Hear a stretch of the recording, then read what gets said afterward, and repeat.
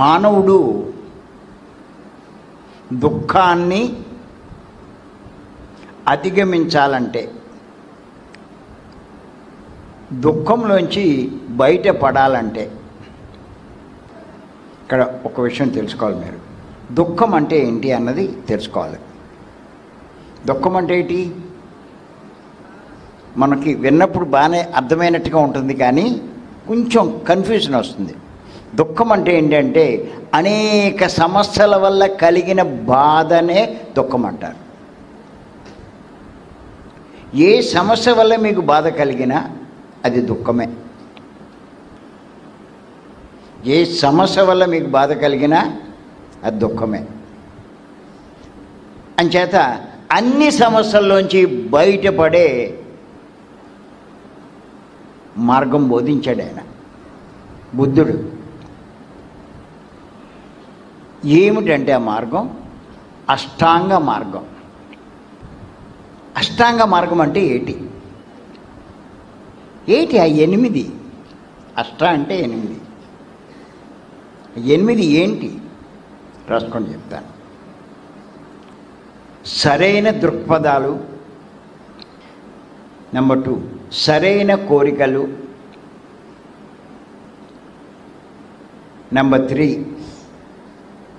సరైన వాక్కు, నెంబర్ 4 సరైన జీవన భృతి, 5 సరైన వ్యవహార శైలి,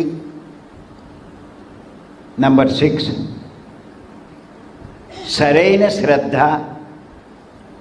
నెంబర్ 7 సరైన ఏకాగ్రత, నెంబర్ 8 సరైన ధ్యానం. ఇక్కడ చూడండి, 7 విషయాలు చెప్పి ఆఖరిని ఏం చెప్పాడంటే సరైన ధ్యానం అని చెప్పాడు. దాని అర్థం ఏంటంటే దుఃఖంలోంచి బయటపడాలి అంటే 7 విషయాలు చెప్పాడు ఆయన. ఈ 7 విషయాలు మీకు ఆచరణలోకి రావాలి అంటే చెయ్యవలసిందేంటో ఆఖరి పాయింట్లో చెప్పాడు ఆయన. ఏం చెప్పాడు ఆయన? సరైన ధ్యానము అని చెప్పాడు. పత్రి గారు 18 పాయింట్లు చెప్పి ఇవన్నీ మీరు ఆచరించగలగాలి అంటే ఫస్ట్ మీరు చేయవలసింది ఏంటి? సరైన ధ్యానం. చూడండి, అక్కడ పత్రి గారు అదే చెప్పాడు, బుద్ధుడు అదే చెప్పాడు. ఎందుకు చెప్పాడు అంటే బుద్ధుడు ఈ శ్వాస మీద ధ్యాస ఉంచకముందు 6 సంవత్సరాలు ఎంతోమంది గురువులను కలిశాడు ఆయన.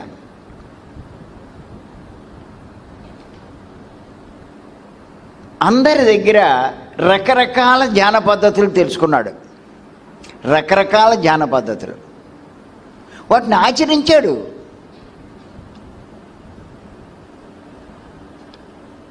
రకరకాల ధ్యాన పద్ధతులు తెలుసుకుని వాటిని ఆచరించాడు.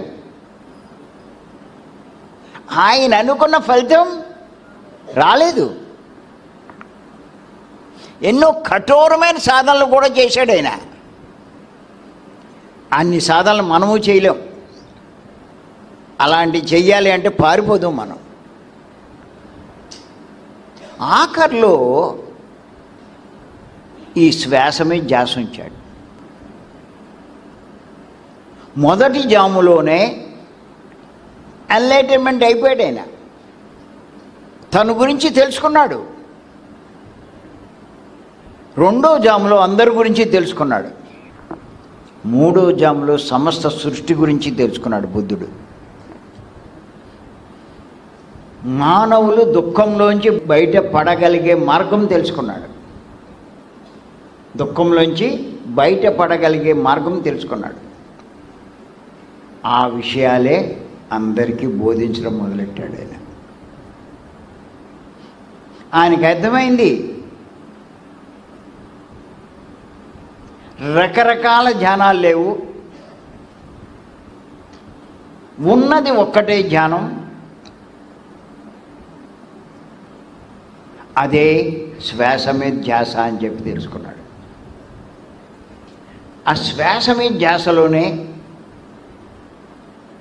ఎంతో శక్తి ఉందన్న సంగతి తెలుసుకున్నాడు. తర్వాత తన శేష జీవితం అంతా కాలినడకన